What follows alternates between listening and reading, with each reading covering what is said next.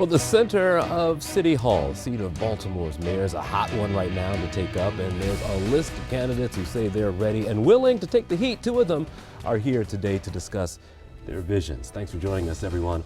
I'm Jason Newton, and over the next several weeks, all of the major mayoral candidates will join me to discuss their campaign platforms. And right now, businessman David Warnock, a candidate who may not have political experience, but says he knows what it takes to fix the city, and that he's committed investing over $1 million, his own money, to try and win this race. He's in studio. Thanks for coming by. Good, nice to see you, Jason. Good to see you as well. Tell me this, as a newcomer, I mean, this is the year of non-establishment candidates we see in the Republican race with Donald Trump. Is there a new kind of convincing that you may have to do as a newcomer to the political scene?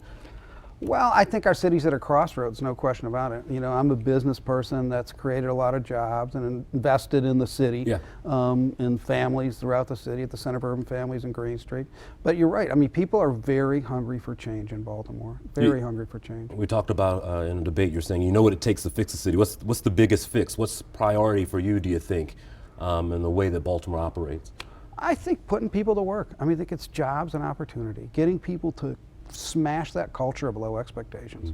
I mean, we have all the talent that we need in this city, but it's about jobs and opportunity. And, you know, I've been doing that when the cameras weren't running for a long, long time. There's a lot of talk about jobs and opportunity possibly tied with Port Covington. There's also a nice size price tag that goes along with it. Is that a good investment, do you think, for the city? Well, TIFs have made a difference in the city. Mondawmin Mall was developed with a TIF. Okay. I think that we've got to have a mayor that can negotiate strong with people who have a business orientation on the other side. I mean, you see that at the Inner Harbor, the money from Annapolis went down because property values went up, and we didn't have any cash from the tax receipts. So, you know, we've gotten out negotiated on a number of those. I think that it's exciting what's going to happen at Port Covington, but I've spent a lot of time going around our city, and you go down to Curtis Bay and you go down to Brooklyn.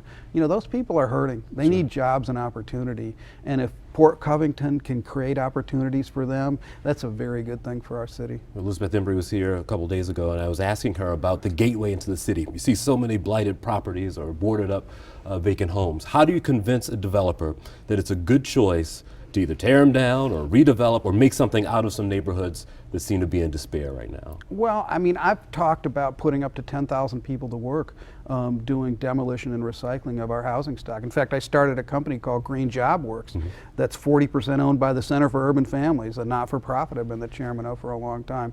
You can do it. I mean, there's no question that, again, there's no lack of talent here.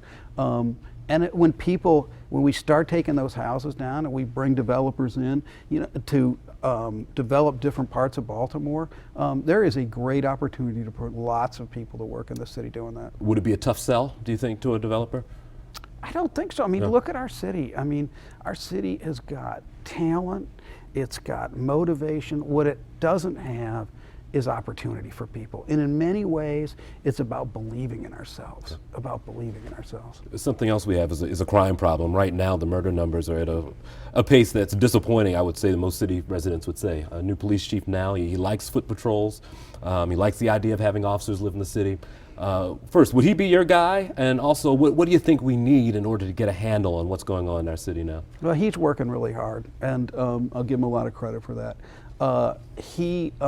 You know, we obviously need more foot patrols. We need to have people communicating with each other, right? And I've got plans to not only have more cops live in the city, more cops getting out of their cars. Obviously, we're going to have body cameras. But one of the things that I talk about is we got to create a promote from within culture at the police department. You know, we can't go to Oakland for our next chief of police. And I've told Kevin Davis when he retires, I want to have a problem, which is I want to have 3 people that are ready to take his place internally. The other thing that I'm going to do is I'm going to restore our police district offices because candidly, the conditions we're asking our police to work under are deplorable. And we're going to fix the back of the house up to give them new locker rooms, new gym, new bathrooms. But we're also going to fix the front of the house because we've got to get people talking to each other. Imagine putting a PAL center in each of our police district offices. PAL centers were a great activity where kids got together with cops. And imagine having free Wi-Fi on Mount Street or on Reisterstown Road, you know, so that people can come in, get on their Wi-Fi, do their work, but also communicate and get people talking in an informal setting. That's how we restore trust. I appreciate you coming by, sir. Good. Nice to see you. Good to meet you. Hold on for 1 second because we are tackling the top 8 campaign issues in 8 weeks leading up to the primary. And today we're looking at jobs and the economy. The unemployment rate stands about 5% right now, down 10% in 2009 at the height of the Great Recession. And it's good news, but as Ixia Diaz reports, it's just scratching the surface of the big economic picture. This is the big divide. Polls consistently show Americans are split on how they feel President Obama is handling the economy.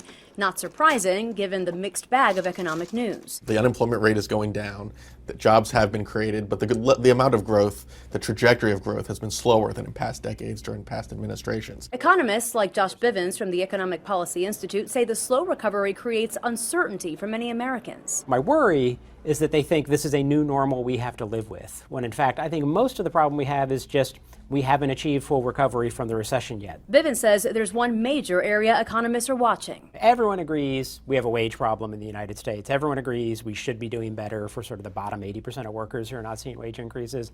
And then where the rubber hits the road is what do policymakers do about it? On the campaign trail, candidates make the case. So Democrats are going to try to paint a more optimistic picture, the unemployment rate going down, jobs being created. Republicans are going to say not enough jobs are being created, and people still don't feel comfortable and they feel anxious about their own economic situations. But experts say economic growth will take more than just a presidential plan. If we continue to have divided government, the president's going to have a really tough time doing a whole lot about jobs. I'm Ixia Diaz. And you can see what the 2016 candidates plan to do to create jobs and improve the economy on our mobile app. We've asked the candidates to tell us where they stand on all the top issues out on the campaign trail. But as the fields narrow, there's been an obvious boost in mudslinging. Republican House Speaker Paul Ryan saying that this year's political campaigns risk alienating people from government. Sometimes today we see a politics that is degrading, a politics that's going to the basis of our emotions, of what disunifies us, not what unifies us. So here's our job. As leaders, we need to raise our gaze and we need to raise our game and talk about ideas. Try to unite us, not prey on people's separations or their identities. Now, Ryan has stayed neutral during the Republican presidential race. He has also tried to avoid commenting on Donald Trump's candidacy, saying that he intends to support the eventual Republican nominee. In the last round of primary votes, Bernie Sanders narrowed the gap slightly with Hillary Clinton. Sanders claimed victories in Washington state, Alaska, and Hawaii. Donald Trump maintains his frontrunner status with Ted Cruz a close second. Kasich only won the primary in his home state of Ohio, but says the recent tabloid feud between his fellow Republican candidates makes him the best choice for that party's nomination. Despite Sanders' recent trifecta in the West, Clinton still ahead in the delegate count at 1,712 for her, Sanders 1,004. Trump leads in the delegate count among the GOP contenders at 744, Cruz at 468, and Ohio Governor Kasich, who has only won his home state, holds 143 delegates. Governor Larry Hogan weighing in on the presidential race, specifically Donald Trump. Hogan is the only second Republican governor of our state in the last 46 years, and he says that he does not think that Trump would be the GOP nominee for president, but if he does get that nomination, Hogan will consider voting for someone else, he says. The governor says he has no plans to attend the Republican National Convention this July and says that the whole thing he calls, a quote, a mess. Well, if you haven't registered to vote in Maryland's primary, running out of time. Voter registration and your chance to change party affiliation is this Tuesday, April the 5th. Primary day is set for April 26th.